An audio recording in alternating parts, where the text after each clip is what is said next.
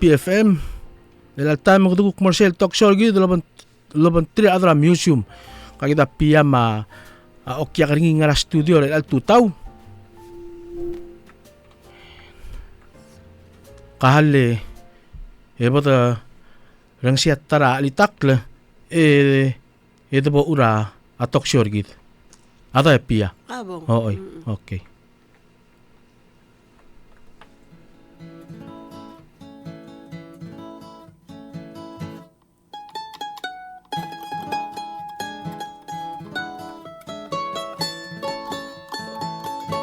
Ang adidil o adangay kurang sa ais era maray isama lengkod ang oderarengu maka Dios subes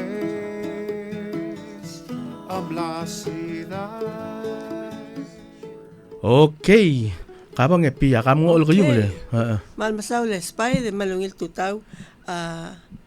Ngil tutal marbek adro ko ilorang social Eco Paradise. Happy New Year.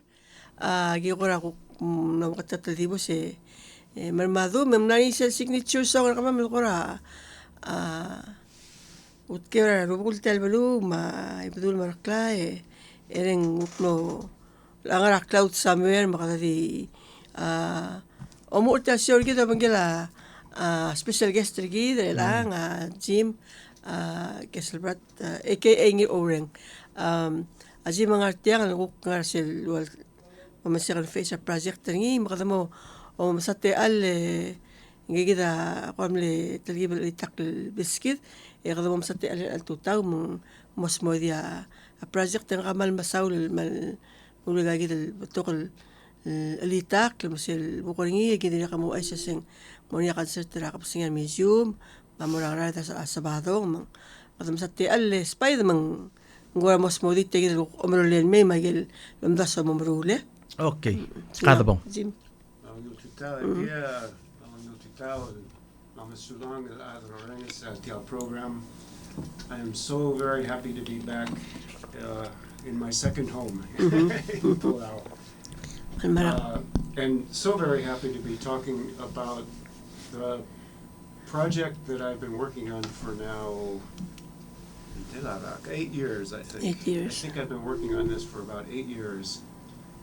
And it ended with last year, just over a year ago, I published the first edition of Adivil Raklei Belau, the Songs of Palau from 1915 to more 1970.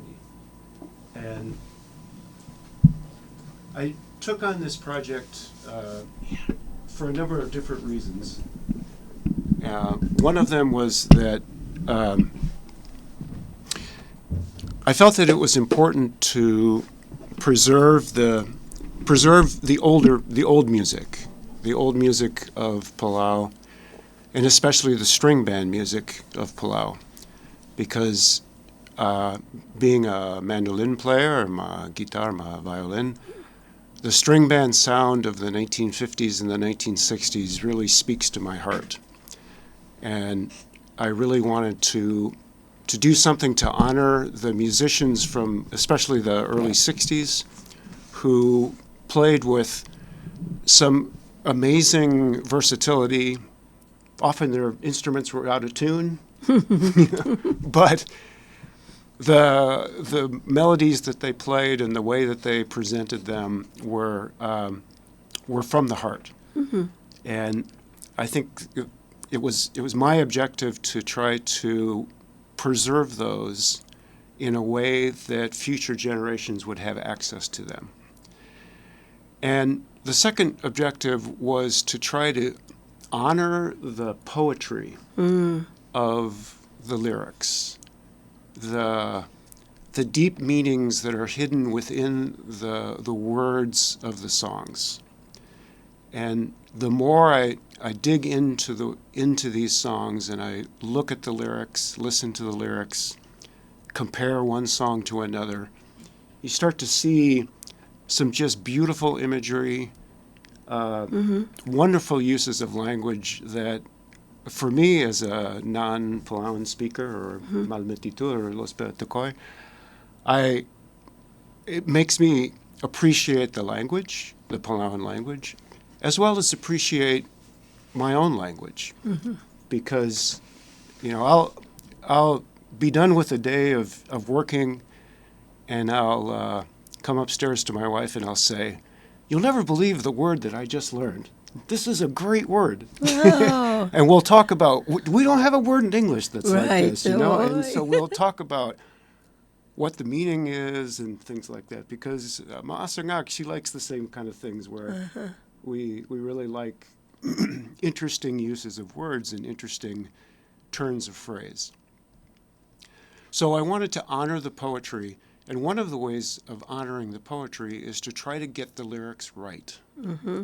And too often, the singers, for a lot of reasons, and I'm just as guilty of this as anybody, when you're standing up and you're singing in front of people, you forget what the words are, and you mix up the lines, and you substitute in words, King Lev instead of Oido Lev, and things like that.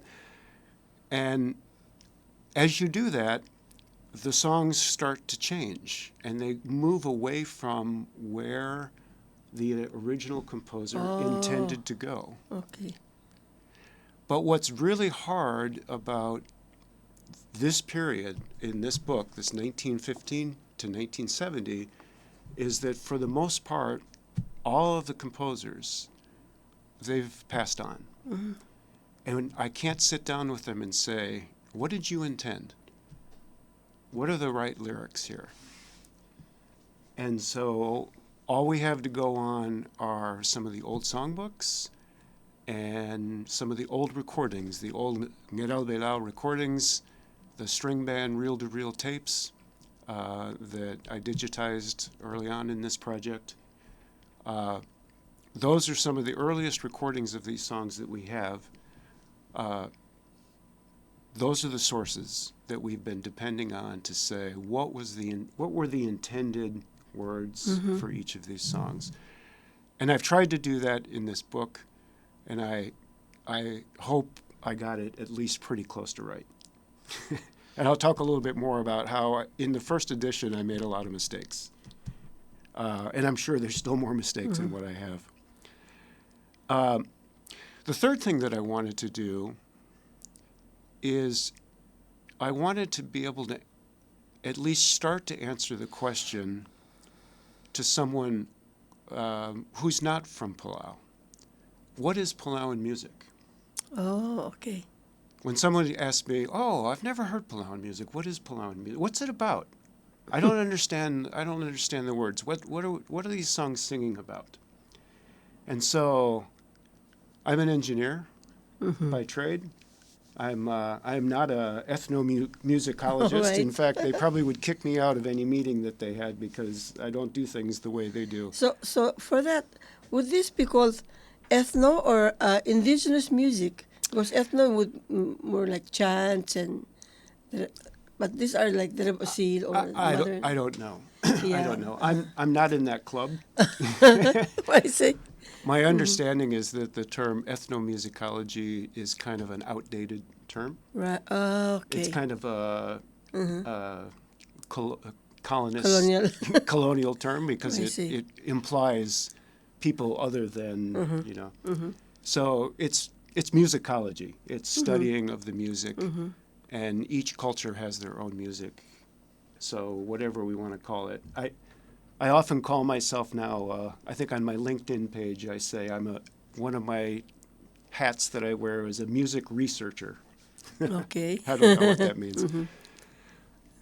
Anyway, what I tried to do in here was to define the music, both from the melody of the song, the chord structures of the song, but also the lyrics. What's the song talking about? What's the theme of the song? Whose voice is the song in? Is the song in the woman's voice to the man, or the man's voice to the woman? Or is it anybody's voice to anybody. To just, the nice thing about Palauan language is that the pronouns are gender neutral. Mm-hmm. So Oh. when you talk about a patika haringuk, it could be a man to a woman or a woman to a man, right? I see. And so, for the most part, most of these songs can be sung very comfortably either by a man or a woman, and which is different from other places. So what I've read is that, for example, some of the Chuukese songs, it was more common for, I hope I get this right, Anseli, correct me if I'm wrong, but it's more common for the woman to be singing and not for the man. Or maybe I have that backwards. I have to read my book again. But it's very interesting that in Palau it can go either way. Either a man or a woman can be a song composer. Either a man or a woman can be a singer. There's no defined roles about who can do what. So these are the things that I was trying to do in this first edition when I first pulled this together. Plus, I wanted to bring out the stories of the composers themselves. Who were these people that lived sometimes 100 years ago? The first songs, the earliest songs that we know of were from the year 1915. Wow. That's 109 years ago.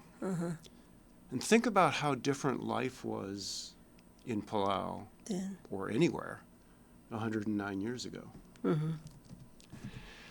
So after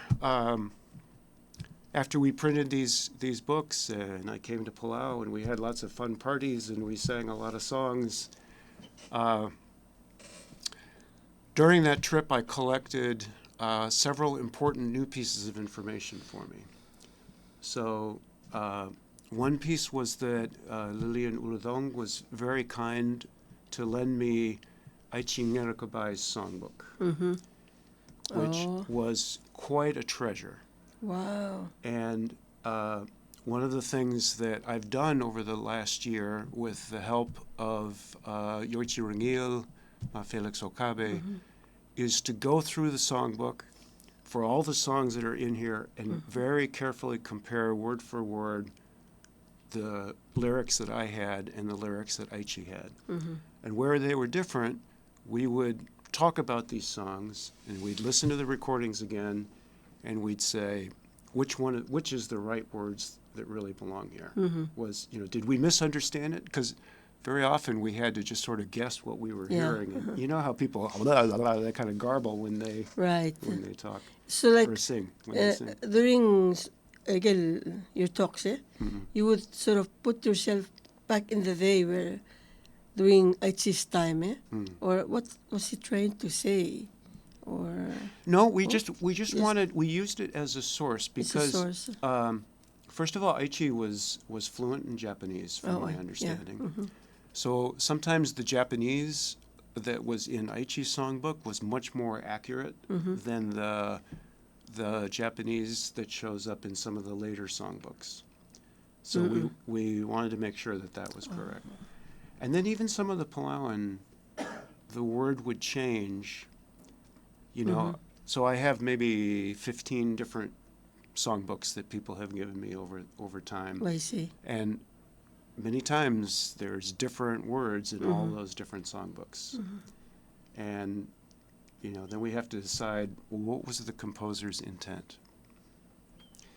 And then the other thing that I did was on my way back to California when I left here, I stopped in Hawaii and went to the University of Hawaii and spent a few days in the archives of the Pacific Islands collection. And I was able to access some notes that an anthropologist from University of Hawaii had taken about the songs from all over the Pacific during World War II. And I don't know when he collected this information. I think maybe in the 60s or 70s.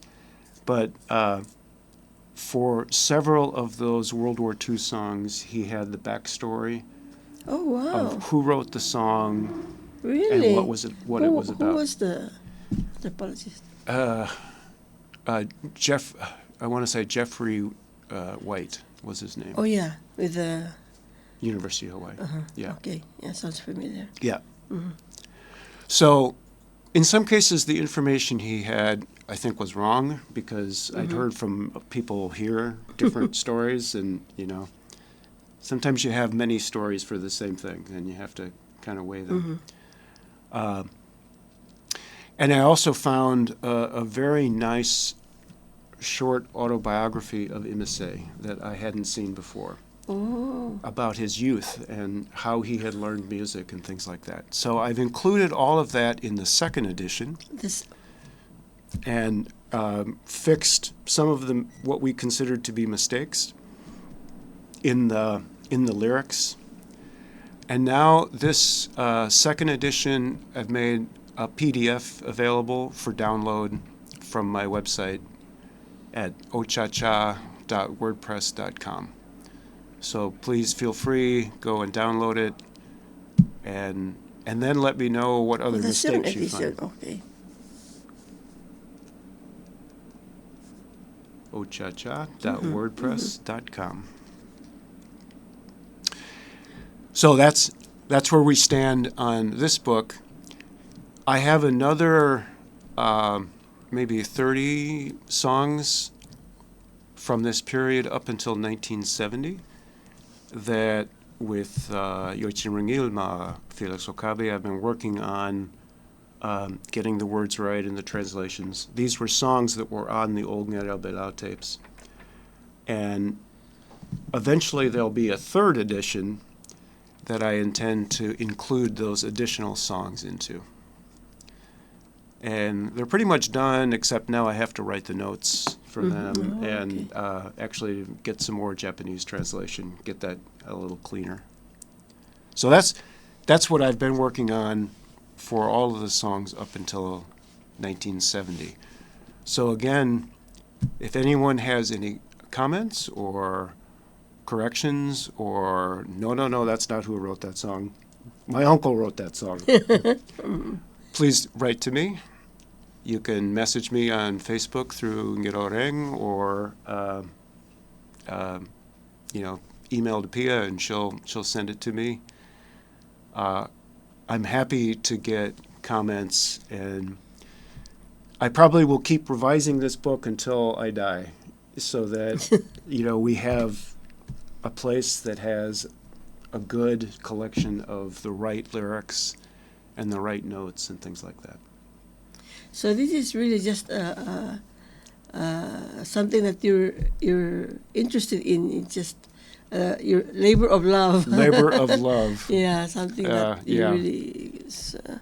But we're An so. obsession would be another word for it. Oh, wow. No, we are very grateful. As you know, Patok are other interested in songs, so they get their copies, songbooks, maram, but it's just all over. And it took you with your passion so now we have something that we can hold on to as part of our music history. I had mentioned that at one time they told us to write some comments to the songs that some of the chants that they have they produced in Germany. And I made a comment that we are very grateful for Adrang Barada to come and be able to record our history, our songs, our lifeways, and keep it in their archive. Or now that we can see like Kramer and look back and say, if not for Kramer or Kubari, we don't have any idea what was life back then, or it could be so. Yeah, we are a grateful nation. Well, one of the things I find very interesting about Palauan music is that it's intergenerational. So as I'm driving in the car and listening to Belau or all the other radio stations, listening to the songs, I hear a song from 1930 being sung by someone pretty young. And, that doesn't happen in America. Really? Oh, no. It's each We generation. take so much for granted here that Each generation has their own music. And, and yes, each generation has their own music. And we're going to talk a little bit about that in a moment. But what's very interesting to me is that there's this shared commonality of these songs that affect everyone, from the young to the old. ito kila grandma, ito kila grandpa. Yeah, when I just last Thanksgiving, I was at the Belau Keith party in Vallejo, and as I was sitting there enjoying the music, I was just sort of mentally listening to each song and saying, okay, that one I know, that one I know, that one I know. And everybody, all of these young kids, to me, young kids, are up dancing and having a good time to songs that their grandparents were dancing to. And, if you go to a party in my family, my kids are not dancing to their grandparents' music. So... That's interesting. Oh. So, please, if anybody has information that I've missed or that I've gotten wrong, please let me know. And one of the things, if you look in this book, you'll find for many songs, it'll say, "Atakoe ngrang, taang, atakoe taang," and many of them will say unknown, because no one seems to remember. And, I'm sure someone knows. But, yeah. But maybe not. But So that's the one thing I would love to know. And the second thing I would love to get filled in is, when was the song composed? And I'm going to talk a little bit about why I think that's important. Because kind of the next project that I'm working on is to start looking at how has Palauan music changed from 1915, from the early 20th century until now. And at what point did it change? The question I'm really interested in knowing, and I don't know the answer to this yet, is, when did it change? Or did it change? When I talk to people, especially people of my age, Palauans of my age, the common theme that I hear over and over and over again is that the current music malmagnit, and the old music that's real music. And there's a couple of theories on why that could be. And the common one that I hear people explain, which makes perfect sense to me, is that in the old lyrics, the composers lo spera omelao tokoi. They kind of talked in riddles, or they talked around describing the event. Some might call that sort of romantically describing what was going on rather than directly describing it. And the I guess the charge is that more modern music is much more direct. And as one woman had told me a few years ago, I still love this example. It's like the woman just opens up her kimono, and that's it. That's the whole song. Oh, okay. There's no subtlety. There's no romance. Will that also indicate some loss of languages? It's possible. Yeah, it's possible. So my next project, once I finish the updating these is I'm working on songs from 1970 through the end of the 20th century, through 2000.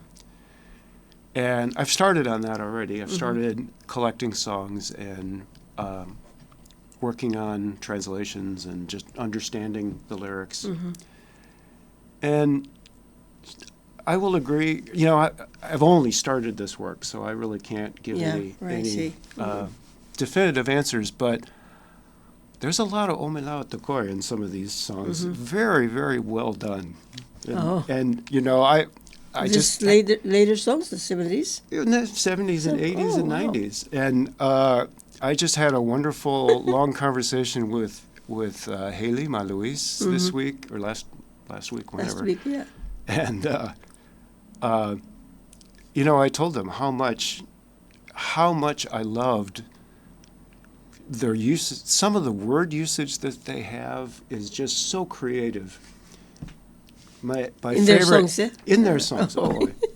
I was telling Haley that one of my favorite lines that I've seen so far is in his song, Nanyo Ocean. I think it's Nanyo Ocean or Nanyo Aloha. He says, El da'am mal yasisi, very tender. Your words, your sweet, tender words. Di blail el ra lauk ma telingaul. Yeah. And I said, it reminds me of what we call in America pigs in a blanket, Yes. hot dog wrapped in bacon. And it's like very descriptive of. You can just picture it. Yeah, I can just picture it. And okay, that's not Belau at Takoi, but you didn't just say, you lied to me. Yeah. Very, yeah. So one of the challenges, so I have this body of songs, 150 songs, soon to be 180 or more, Wow. that kind of is a baseline I see.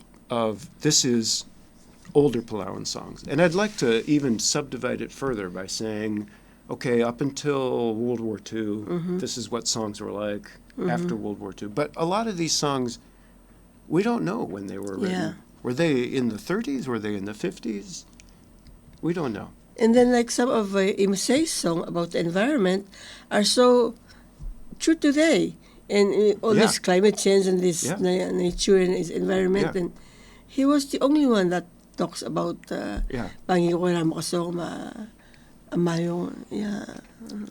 So I'm very interested in doing this same work on this next 30 years and then comparing it to the earlier stuff and saying, okay, how are they the same? How are they different? I see.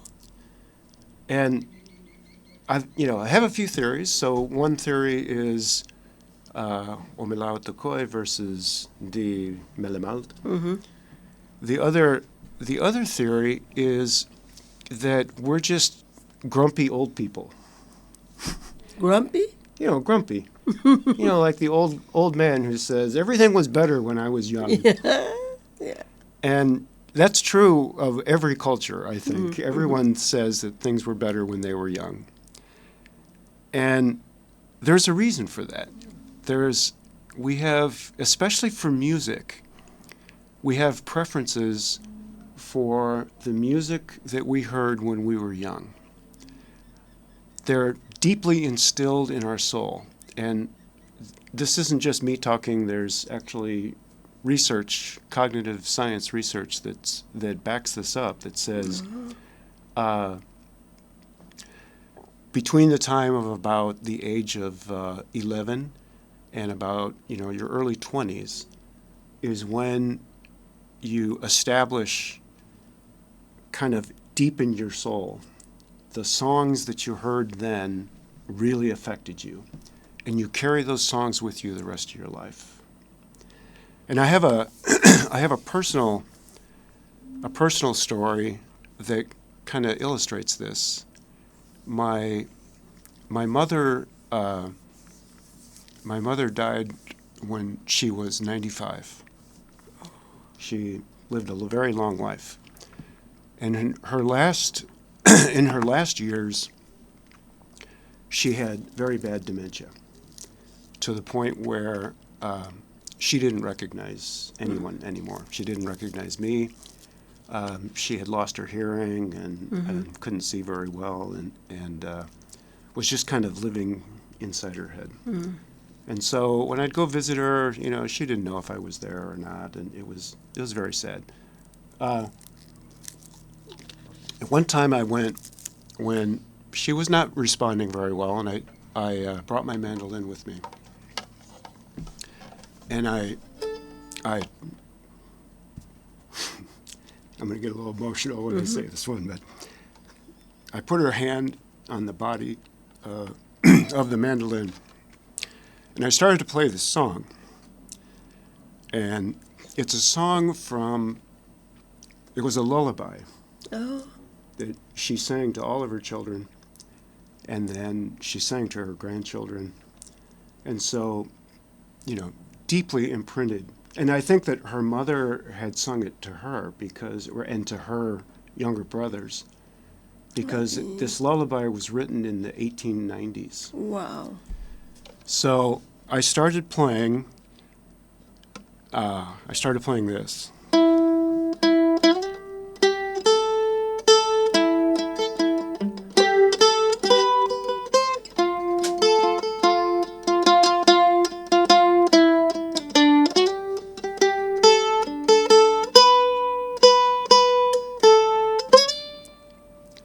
And then she started singing. Oh. Baby's boat, a silver moon, sailing o'er the sky, sailing o'er the sea of sleep, while the clouds pass by. Sail, baby, sail, far from the shore. Only don't forget to sail back to me once more. Baby's fishing for a dream, fishing near and far. His line a silver moonbeam is, his bait a silver star. Sail, baby, sail, far from the shore. Only don't forget to sail back to me once more. That song was so really deeply embedded in her that you just, she felt the vibrations of the mandolin, and it came out. wow. Imagine that. Yeah. And that's the way musical nostalgia or reminiscence is. And the songs from when we were young, they speak so strongly to us. And so that's one theory on why people of my generation would look at music of the younger generation and just not be affected by it, because we don't have the same connection. I see. Or we Yes, may just be yes. grumpy old people. No. But this music nostalgia is a very real thing, and it not only is the songs, but it's the style of music. Last summer, I had the wonderful pleasure of I was driving back. I was driving from Chicago, which, for those familiar, is in the middle of the United States, all the way back to California to my home, and my friend Tom Kokichi helped set up a little house concert, Oh, yeah. a little party at a friend's house in Lincoln, Nebraska. Oh, And I got to play with Jesse Tatimala and a number of Palauans who had lived in the Lincoln or Nebraska area had gathered at the house, and Jesse and I played for must have been like 5 hours. Oh, wow. We just kept going because nobody said stop, and so and at one point I was playing the mandolin, and I think Jesse was playing the ukulele or the guitar. I'm not sure what he was playing.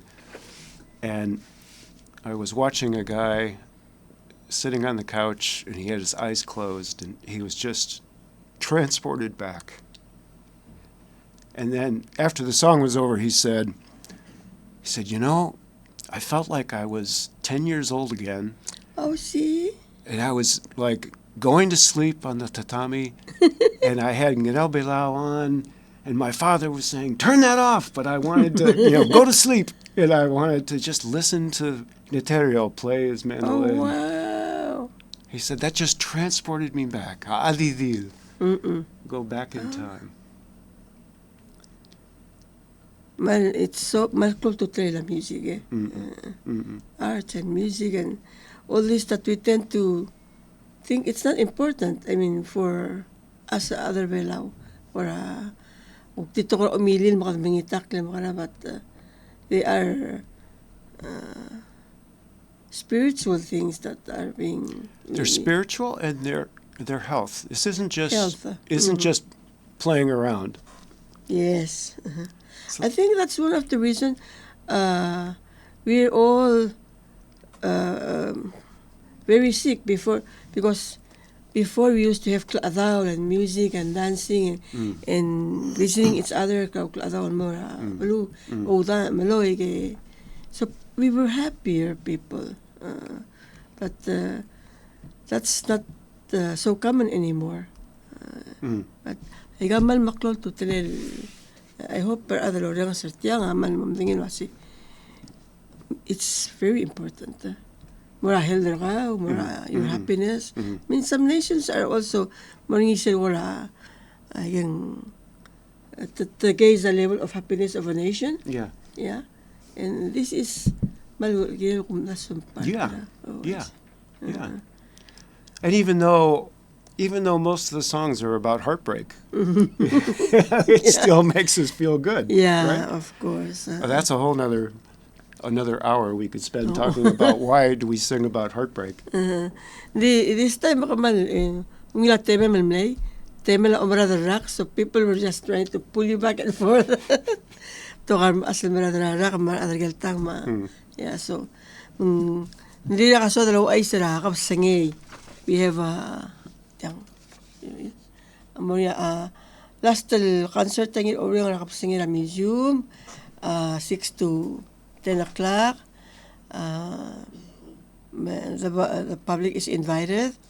And mira official time may sabadong ing mo tingin music lang orang ma string band niya mo lang rarda rakwabs ra 1 to 5 amo niya day market adong na sponsor niya ito mong so hindi ka tembe del ko ramra dara ke be happy mita club ngila yagid adidil ma our song magimal mong dara bakladal me sige na wala malungin anything else Yeah.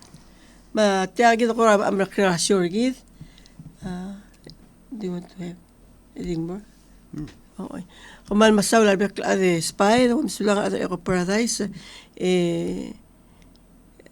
tagid el bukra ngil orang blue amal dir ko through a museum tigil interested as ilmira kapsingay marareng mlamo sangan madori fatala ingya sabihin nga siya sign for aerographer ngi pakumal masulang Amerika shorkit magi diolsing kami ura kapsingay al ubak ko sa thank you. Have a good weekend. Kay taldulo reng seringi Toksura Museum labang kila special guest ngir oreng tiangam laringira ong yamalurior. Al tri matay kap singi lakot tribu 2024.